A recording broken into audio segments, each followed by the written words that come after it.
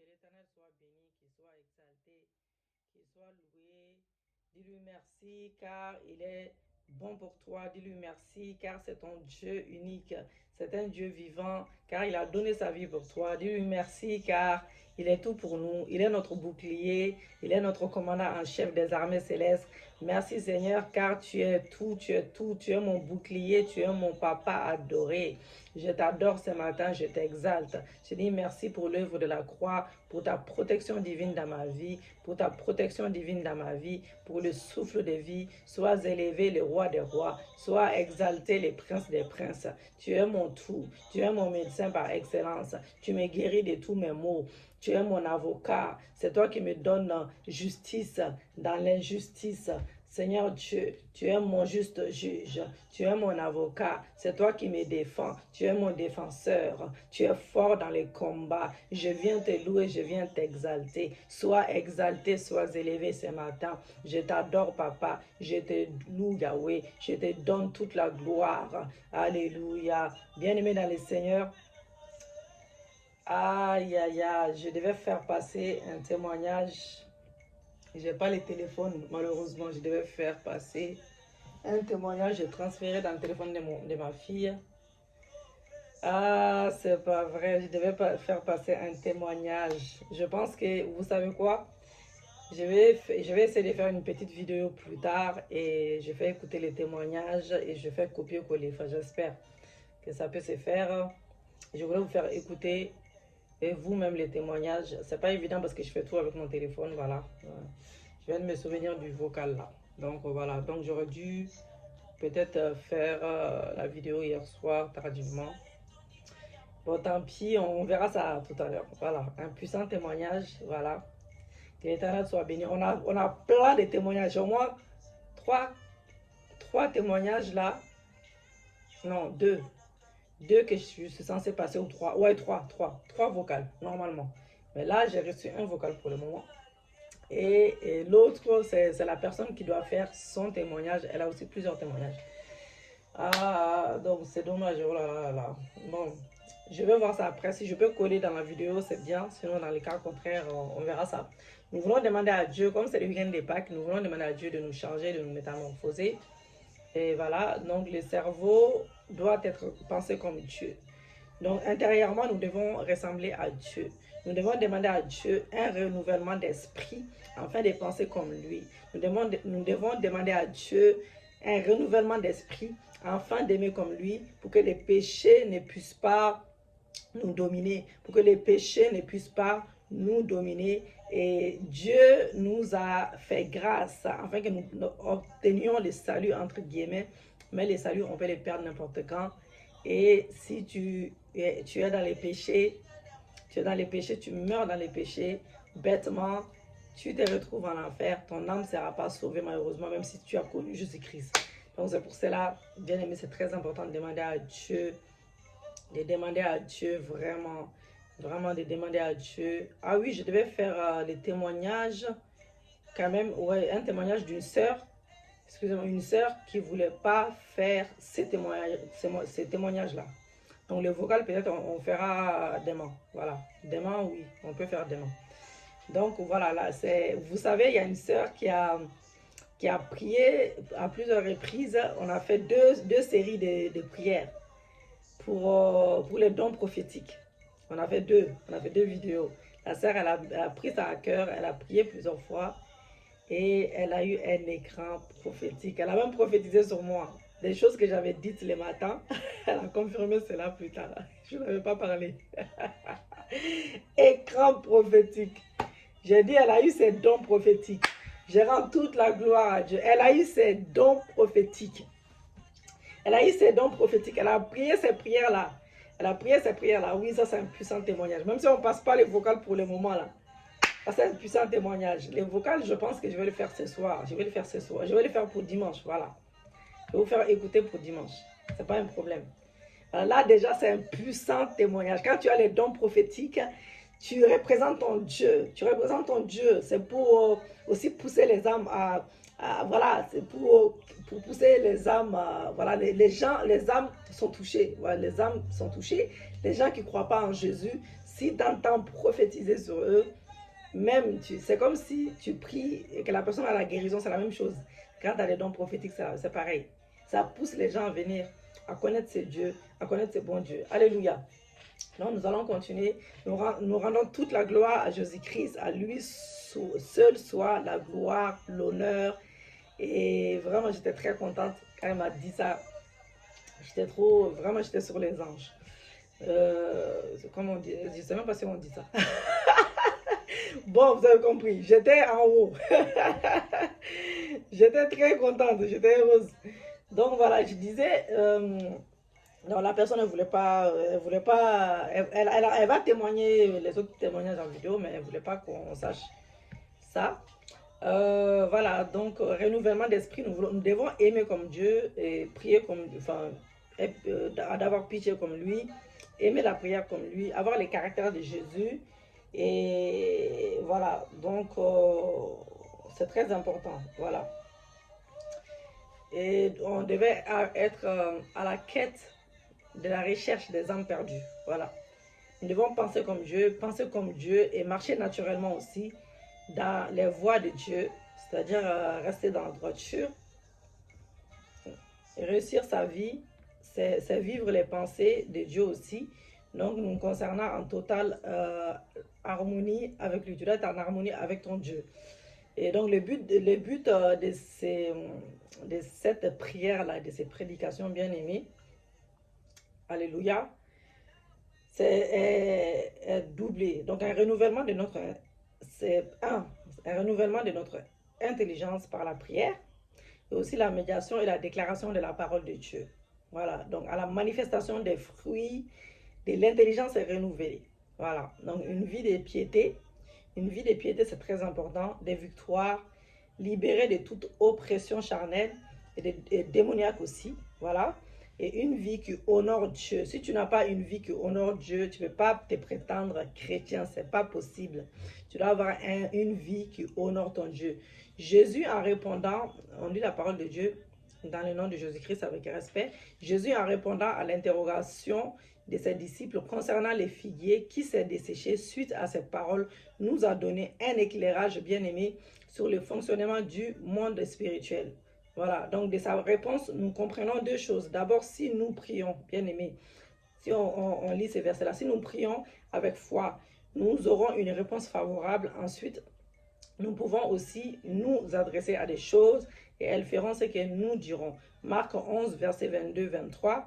Ayez foi en Dieu et je vous le dis en vérité, si quelqu'un dit à cette montagne, retire-toi de là et jette-toi dans la mer, et s'il ne doute pas dans son cœur, mais croit que ce qu'il a dit, il le verra s'accomplir. Donc la foi. Donc cela peut paraître surprenant, mais en réalité c'est purement logique. C'est purement logique. Et voilà. Donc nous sommes faits à l'image de Dieu. Voilà. Depuis la création, vous le savez tous. Et même les temps d'Adam et Ève, nous sommes faits à l'image de Dieu. Et Dieu parle et les choses s'accomplissent. Alléluia. Donc Marc 11, 22, 23. Ayez foi en Dieu, je vous l'ai dit en vérité. Si quelqu'un dit à cette montagne, ôte-toi de là, jette-toi dans la mer, et s'il ne doute pas dans son cœur, il faut avoir la foi, voilà, il verra s'accomplir. Donc cela peut paraître surprenant, mais en réalité c'est purement logique. Et nous sommes faits à l'image de Dieu, comme je disais. Dieu parle et les choses s'accomplissent. Il change des circonstances, il change des réalités avec sa parole. Donc à la création, il a parlé à des choses bien aimées. Il a parlé à des choses. Depuis la création, ça a commencé comme ça. Il a parlé à des choses, sont venues à l'existence. Voilà. Donc sa puissance est déclenchée par sa parole. C'est ça, par la parole. Et si les choses répondent à ce que nous disons, bien aimé, cela veut dire que sa puissance est aussi déclenchée par nos paroles dès lors qu'elle correspond aux siennes.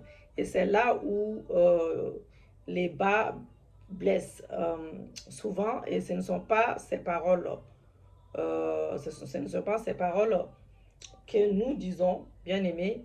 Et l'épître de Jacques attire notre attention sur la puissance de la langue. Écoutons-le. Alléluia. dans Jacques 3, versets 5 à 6. C'est un petit organe, mais elle se vante des grandes choses. Ne suffit-il pas d'un petit feu pour incendier une vaste forêt? Ne suffit-il pas d'un petit feu pour incendier une vaste forêt? La langue aussi est un feu. C'est tout un monde du mal. Elle est là parmi les autres organes du corps et contamine notre être entier. Allumée au feu de l'enfer, elle enflamme toute notre existence. Donc la langue dirige nos vies, bien-aimés, et peut sortir de bons comme de mauvais. Donc les malédictions comme les bénédictions, voilà. Donc la vraie maturité spirituelle, c'est voir dans notre capacité à utiliser notre langue à bon escient. Donc à dire ce que Dieu dit. Voilà. Donc les murmures, les plaintes, les paroles d'incrédulité n'ont pas leur place dans nos vies, bien-aimés. Et parler comme Dieu peut nous paraître difficile parce que déjà, penser comme Dieu nous semble impossible. Donc Dieu lui-même s'adresse à son peuple dans Ésaïe 55 et les informe du grand fossé sépare sa pensée de la leur, ses voix des leurs. Donc le ciel est bien plus haut que la terre. De même que mes voix sont bien au-dessus de vos voix et mes pensées bien au-dessus de vos pensées. Donc et ainsi, de la puissance de sa parole qui s'accomplit toujours aussi certainement que la pluie qui tombe arrive jusqu'à la terre et ne risque pas de rebrousser, bien aimé, rebrousser chemin. Et aussi certainement sa parole arrivera, bien aimé, à destination et nous pouvons en rester là. Dieu est Dieu après tout. Voilà. Et nous sommes humains et soumis aux aléas de la vie, donc à la tristesse, au découragement aussi également, à la peur. Donc il faut faire avec. Donc heureusement que non, car sous la nouvelle alliance, bien aimé, un changement de taille est intervenu. Donc dès lors que nous sommes nés de nouveau, bien aimés, et nous avons la capacité de penser comme Dieu, Romains 12 nous invite à renouveler l'intelligence et dans la première épître aux Corinthiens, nous découvrons que nous avons la pensée de Christ. Et 1 Corinthiens 2,16, en effet, qui a connu la pensée de Dieu et pourrait instruire? Or, nous avons la pensée de Christ, nous avons la perspective de Jésus sur l'existence humaine. Donc la personne de Dieu également. Donc l'œuvre de la croix et ainsi de suite. Donc voilà. Donc, et nous sommes appelés à nous laisser transformer en adoptant sa pensée sur toute la lignée et c'est consciemment. Et il ne s'agit pas simplement d'accepter des propositions théologiques, mais elles doivent façonner nos attitudes, nos attentes, nos réflexes et nos circonstances. Ce qui permettra non seulement de croire ce qui est juste, bien aimé, mais de les démontrer par sa vie. Or, pour beaucoup de chrétiens, bien aimés, il n'y a pas correspondance entre l'évangile et des paix, des joies et des paix, des joies que nous avons reçues, bien aimés, la vie que nous manifestons. La vie que nous manifestons plutôt. Donc, le docteur, voilà. Donc, je ne sais pas si vous avez déjà lu, bon, bref. Dans un livre, c'est écrit dans un livre sur la dépression spirituelle je crois que c'est le docteur Martin. Voilà, il a écrit un livre sur la dépression spirituelle, que l'une des causes de la dépression spirituelle, bien aimée, chez les chrétiens, c'est qu'ils s'écoutent au lieu de se parler. Voilà. Donc, de façon générale, la tristesse que vous vivez est due au fait que vous vous écoutez. Voilà, au lieu de vous parler. Il cite l'exemple de David dans le psaume 42, verset 5, qui s'adresse à son âme et l'exhorte à faire confiance au Seigneur. Pour lui, l'essentiel dans cette vie spirituelle, c'est de savoir se gérer soi-même, se questionner, se reprendre plutôt, et se prêcher à soi-même. Voilà, quand je vous prêche comme ça, je parle comme ça, je ne parle pas qu'avec vous, je me prêche aussi à moi-même, bien-aimé. En général, lorsque les gens s'écoutent, ils n'entendent pas nécessairement. Mais moi, j'entends ce que je dis. Je fais semblant. qu'est-ce que je vais dire? Je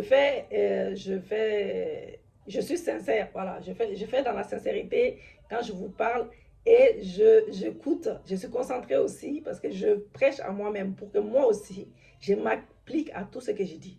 Donc, en général, lorsque les gens s'écoutent, comme je disais, ils n'entendent pas nécessairement. Mais moi, j'entends très bien. Parce que j'ai demandé à Dieu de me déboucher les oreilles. Et ce que Dieu dit les concernant, plutôt ce que disent leurs émotions ou ce que dit les diables. Donc voilà, l'intelligence n'est pas renouvelée. Donc il faut avoir l'intelligence renouvelée. Il y a des gens qui prêchent, mais ils prêchent pour les autres, mais ils ne prêchent pas pour soi. Il faut, quand tu prêches pour les gens, tu dois prêcher pour toi. Donc ce que nous voulons, c'est que dans chaque domaine de nos vies, notre imagination, bien aimée, nos pensées, nos paroles correspondent à celles de Dieu. C'est que voilà. Et ce que Dieu pense ne nous rend jamais malheureux. C'est tout le contraire. Donc, beaucoup sont affaiblis par des pensées et des attentes négatives en tout genre, ce qui influe sur la manière de parler, de vivre et de vivre, limite aussi, voilà, la manifestation, limite la manifestation de la bonté de Dieu dans leur vie. Voilà. Donc, les résultats, c'est que l'on peut prendre des décisions, faire des choix contraires au désir de Dieu et vivre tout en aimant Jésus, bien en descendant de ce que Dieu prévoit pour nous, bien-aimés. Nous avons compris que nos paroles peuvent changer les choses, qu'elles provoquent une réaction dans le monde spirituel et nous allons nous en servir pour aligner nos vies avec la pensée de Dieu. Les agents des ténèbres comprennent bien la puissance de la parole et leurs paroles déclenchées. Alléluia.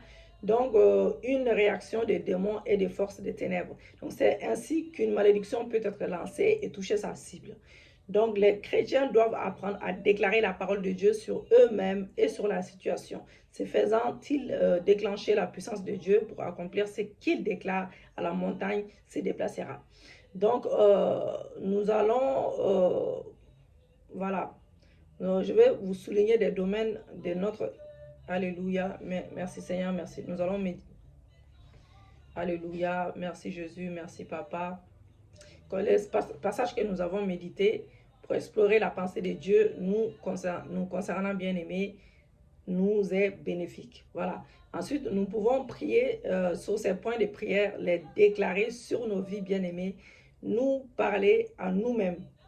J'ai bien dit nous parler à nous-mêmes. Tu ne prêches pas juste pour les autres, tu prêches aussi pour toi. Voilà. Et en les faisant tous les jours, nous développons aisément l'habitude de penser et de parler en phase avec la parole de Dieu. Je parle de la vie quotidienne même, c'est pas juste pendant que tu prêches.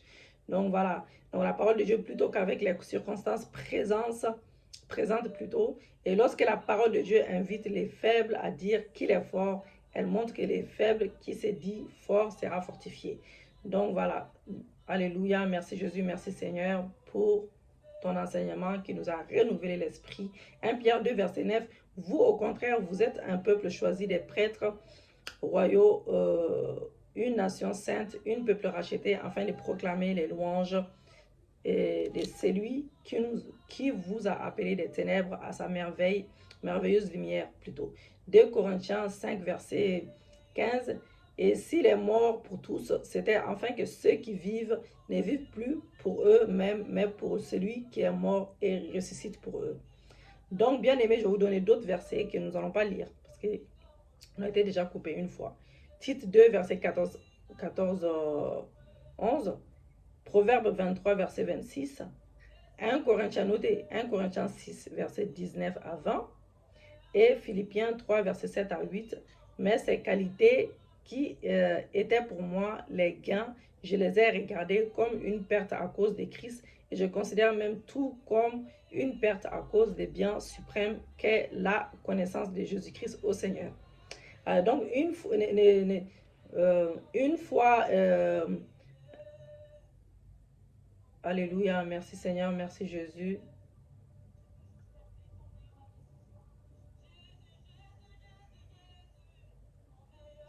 Donc voilà, donc je veux dire que voilà, des fois, en fait, quand on suit Jésus-Christ, surtout le moment des coronavirus, quand tu suis, il y a des gens, en fait, il y a des chrétiens qui ont abandonné l'église, il y a des chrétiens qui ont abandonné même, ils prient même plus, voilà, ils croient même plus en Dieu. Voilà, ils croient même plus en Dieu, ils abandonnent tout. car il voit que le coronavirus a fait des ravages et tout. Il se pose des questions si Dieu il existait vraiment. Rien n'arrive dans ce monde si Dieu ne les permet pas. Ils ont abandonné. Ils ne mesuraient pas la valeur de ce qu'ils venaient de rejeter. Donc, beaucoup de personnes aujourd'hui ont la même réaction. Voilà. Donc, ils trouvent Jésus sympathique, mais de là à les suivre et devoir abandonner leur style de vie. Non, merci. Ils ne veulent pas abandonner leur style de vie. Et quand il y a un gros souci, et ils perdent la foi. Donc, curieusement, et beaucoup de personnes qui se disent nées de nouveau ont la même attitude. Donc, ils ne disent pas non, merci et se retirent. Ils disent je t'aime, Seigneur, mais c'est trop dur. Laisse-moi vivre ma vie. C'est peut-être une méconnaissance de l'intention de Dieu pour nous en Jésus. C'est la raison pour laquelle beaucoup acceptent le salut que Jésus donne, bien aimé. Et aussi ses miracles et ses prodiges et ses signes. Hein. Voilà. Mais ne vont pas suffisamment loin pour se donner pleinement à Jésus en retour. Qu'est-ce que Jésus a fait pour nous, bien aimés? Jésus est mort pour nos péchés, il est ressuscité pour notre justification, il a ainsi changé pour toujours l'identité à la nature de ceux qui acceptent son sacrifice. Il nous a sauvés et nous a réconciliés avec les pères, il nous a délivrés du pouvoir de Satan et nous a donné une nouvelle identité. Donc, quelle est cette nouvelle identité? Il y a dans cette identité une nature, une fonction, une finalité. Donc, nous recevons, bien aimés, une nouvelle nature, la nature de Dieu. Nous sommes maintenant un peuple choisi par Dieu lui-même. Nous sommes retirés des ténèbres et transformés dans la lumière. Non seulement il nous a choisis, mais il nous a séparés des autres pour lui appartenir. Nous sommes donc à lui et appelés à lui ressembler dans notre façon de penser, de parler, de fonctionner comme lui. Un changement radical par rapport à avant. C'est important de la comprendre par fonction. Donc, il a fait de nous des sacrificateurs, des personnes équipées pour le louer et manifester sa puissance, une nation sainte avec une fonction royale. Nous sommes aussi devenus des soldats de Christ, bien-aimés. Voilà. Donc, et des ouvriers de la moisson chacune. Donc, de ces fonctions impliquent un dévouement total à sa cause. C'est là la réalité de la nouvelle alliance. Donc, concernant la finalité, selon 2 Corinthiens 5, verset 15, Jésus est mort pour tous, afin que ceux qui vivent ne vivent plus pour eux-mêmes. Nous ne vivons plus pour nous-mêmes, bien-aimés. Voilà. Mais pour Jésus, celui qui est mort et ressuscité pour eux, la rédemption a donc comme finalité de nous amener à nous donner pleinement, bien-aimés, et entièrement à Jésus et vivre exclusivement pour lui. Pourquoi? Parce que c'est une transaction par laquelle nous n'appartenons pas plus à Satan ni à nous-mêmes, mais à Dieu. Donc la réalité de la nouvelle alliance, ce n'est pas uniquement que Jésus nous délivre de l'enfer, du péché. C'est qu'il nous délivre pour devenir sa possession, ce qui devait dire que la consécration de soi à Dieu n'est pas le fruit de notre bonté. Au grandeur d'âme, c'est lui qui rend son dû. Cela fait partie de son objectif.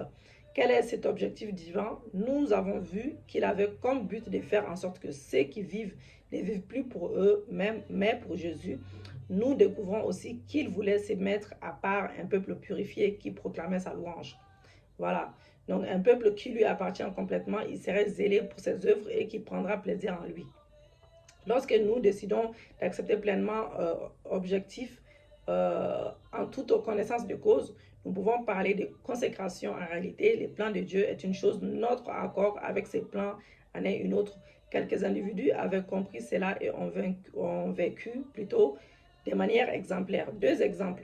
C'est le cas de Moïse qui a tout laissé derrière pour répondre à l'appel de Dieu en dépit de sa grande réticence initiale pour nous, que nous verrons plus en détail, bien aimé, dans un autre chapitre. Il s'est consacré, ensuite il a bravé les dangers, mais il a vécu des miracles stupéfiants. Voilà. Et a pu parler avec Dieu comme un homme parle à son ami. Ce qui lui paraissait pénible était devenu le chemin vers sa propre élévation. Il en est de même pour nous. Donc c'est le cas de Paul aussi, qui contrairement au jeune homme riche, estimait lui qu'il devait tout abandonner pour suivre Jésus. Il n'a pas regardé en arrière. Voilà, il considérait tout cela comme des ordures. Son seul but, c'était de gagner Christ. Son unique désir, c'était de lui plaire. Et sa seule raison de rester sur la terre, de le servir. Et il préférait de loin s'en aller pour le rejoindre. Donc, il pouvait donc rappeler à son fils spirituel Timothée que le chrétien est un soldat qui ne devait pas s'embarrasser des affaires de la vie, mais avoir une discipline de vie qui lui permet de faire toute la volonté de Dieu. C'est le portrait type de l'homme consacré. Que nous reste-t-il à faire? Nous devons simplement décider de tout lui donner, de lui donner réellement notre cœur, de prendre plaisir à ses voies, de vivre pour lui et par lui seul, d'être zélé pour son service. Donc voilà, voilà, c'est les questions. Évaluez votre degré, de votre consécration, bien aimé, je vous demande. Et quels sont dans votre cas les freins, les freins à la consécration. Voilà, donc nous allons prier, nous allons remercier notre Dieu. Et remercier le Père de vous avoir sauvé en Jésus-Christ. Et remerciez-le parce que, bien aimé, vous avez une nouvelle identité maintenant aujourd'hui en Dieu. Et remerciez-le aussi de vous avoir choisi, de vous avoir fait sortir des ténèbres pour vous faire entrer dans sa lumière. Et remerciez-le, bien aimé, parce que vous faites partie de l'un des peuples des sacrificateurs royaux et saints, bien aimés.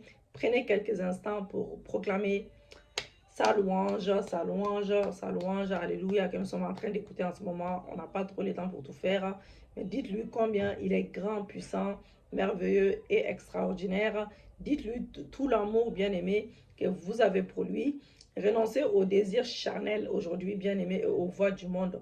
Donnez-lui tout votre cœur. Dites-lui que vous lui donnez tout ce que vous êtes pour vivre une vie de consécration, une vie qui lui est agréable. Voilà. Et demandez-lui de vous changer profondément, vraiment de vous changer profondément, afin que vous preniez plaisir dans ses voies toute votre vie. Demandez qu'il vous rende, bien aimé, extrêmement zélé pour lui et pour ses œuvres. Demandez qu'il vous travaille de telle sorte que la vie en dehors de lui soit totalement inconcevable pour vous. Donc, neutralisez toute puissance occulte qui chercherait à vous attirer loin de Dieu, bien-aimé, et engagez-vous à l'instar de Paul à vivre exclusivement pour lui et pour le servir. Demandez que tout plaisir en dehors de lui disparaisse pour toujours. Nous allons déclarer cela: je suis né de nouveau. Dites avec moi: je suis né de nouveau par la puissance de Dieu. Je suis sauvé, je suis choisi, racheté pour proclamer les louanges de mon Dieu. Je suis gratuitement justifié, déclaré non coupable. Je suis déclaré non coupable. Je suis passé des ténèbres à la lumière et délivré de Satan. Je donne mon cœur tout entier à Dieu. Toute sa volonté sera pleinement accomplie dans ma vie. Chaque jour de ma vie, je me mets à part pour lui. Mon but, c'est de lui plaire davantage. Et j'épouse tous ces projets pour ma génération et pour ma vie au nom de Jésus. Je vis pour la gloire de Dieu. J'existe pour son plaisir. Ma seule et unique pensée, c'est être et faire c'est pourquoi il m'a sauvé. Alléluia. Je suis un soldat, une soldate de Christ et à mes yeux sont rivés sur le but de Dieu. Je suis purifié par Christ et zélé pour les œuvres de Dieu. J'appartiens pleinement à Jésus et je prends plaisir à ses voies. Bien-aimé, déclare-le. Car si tu t'occupes vraiment, tu te donnes complètement à Jésus-Christ, il te donne tout ce que ton cœur désire selon sa volonté. 1 Corinthiens 2, verset 9 à 10. Mais comme il est écrit, c'est que l'œil n'a pas vu, c'est que l'oreille n'a pas entendu, c'est qui n'est pas monté au cœur de l'homme, Dieu l'a préparé pour ceux qui l'aiment. Or, c'est à nous que Dieu l'a révélé par son esprit, car l'esprit examine tout, même les profondeurs de Dieu. En effet, qui parmi les hommes connaît les pensées de l'homme, si ce n'est l'esprit de l'homme qui est en lui? De même, personne ne peut connaître les pensées de Dieu si ce n'est l'esprit de Dieu. Or, nous n'avons pas reçu l'esprit du monde, mais l'esprit qui vient de Dieu, afin de connaître les bienfaits que Dieu nous a donnés par sa grâce. Alléluia! Que cette parole soit esprit et vie dans nos vies. Je vous donne des versets, notez-le. 1 Corinthiens 2, versets 14 à 6. Alléluia. Lisez aussi cela, bien-aimé. Alléluia. Donc, si on fait la médiation, la parole de Dieu exalte la pensée de Dieu et nous fait comprendre que la pensée de l'homme est infiniment en dessous de la pensée de Dieu. Tout ce que Dieu fait est le produit de sa pensée. Tout ce qu'il communique avec nous est le produit de sa pensée. Donc, il en va de même pour l'homme. Par ailleurs, les incompréhensions que nous avons concernant Dieu et les choses de Dieu sont le résultat d'une divergence, bien-aimée, des systèmes et du contenu de la pensée lorsque le grand prophète Samuel s'est tenu devant Eliab, le fils aîné d'Isaïe, alors qu'il devait oindre un de ses fils comme roi bien-aimé. Il était impressionné par sa prestance. Voilà. Donc, était sur le point de conclure que c'était certainement celui que Dieu avait choisi, mais il a entendu Dieu lui dire que non, il avait rejeté. Le prophète a failli se tromper, heureusement qu'il était sensible à la pensée de Dieu. Donc, pensez à Nathan, à qui David a annoncé son intention de construire un temple pour le Seigneur. Nathan avait trouvé l'idée très bonne et après, tout, pourquoi pas, sauf qu'à peine sorti de là, Dieu a interpellé Nathan. Il a interpellé Nathan pour lui dire que lui ne voyait pas les choses de la même manière. David ne devait pas lui construire un temple, mais son fils allait les faire. Donc les dégâts que nous constatons dans l'existence humaine, les quiproquos, voilà, souvent catastrophiques, les insatisfactions, divisions, divergences, conflits en tout genre sont les résultats des pensées éloignées de celles de Dieu, l'hostilité de beaucoup vis-à-vis de Dieu, les frustrations dans la vie même des gens censés connaître Dieu sont les résultats des pensées éloignées de Dieu. En réalité, la solution à toute question, à situation de l'existence humaine est dans la pensée de Dieu bien-aimé. C'est que Dieu a préparé pour ceux qui croient en lui la vie à laquelle il les destine n'est pas cette vie énumérée ci-dessous, de frustration, d'hostilité, de conflits bien-aimés, d'hostilité, de conflits, de quiproquos catastrophiques. Donc la parole de Dieu nous fait comprendre que cette vie-là est merveilleuse au-delà de l'expérience ou de l'imagination humaine et par son Saint-Esprit, bien-aimé, par son Saint-Esprit, il nous a donné la révélation. En effet, le Saint-Esprit nous communique, bien-aimé, les pensées, les projets et les buts de Dieu nous concernant. Il nous permet de connaître les bienfaits que Dieu a préparés pour nous. Lui seul est en mesure de les faire, ce qui veut dire qu'aucune source d'illumination ou de révélation divine sur la vie d'un être humain n'existe. Donc la vie chrétienne, c'est une aventure dans l'exploration de la pensée de Dieu. Donc à la nouvelle naissance. Donc cette aventure commence, mais demande que chacun reconnaisse qu'il y a plus que ce qu'il connaît ou voit déjà. Nous vivons dans une quête perpétuelle, bien-aimée, de la révélation que donne le Saint-Esprit, focalisée sur Dieu et sur ce qu'il veut nous montrer et nous dire. Ainsi, nous éliminons des distractions de nos vies et nous écoutons attentivement sa parole pour être imprégné même complètement de sa parole. Et par l'œuvre de la croix, il nous a donné le pouvoir de penser comme Christ.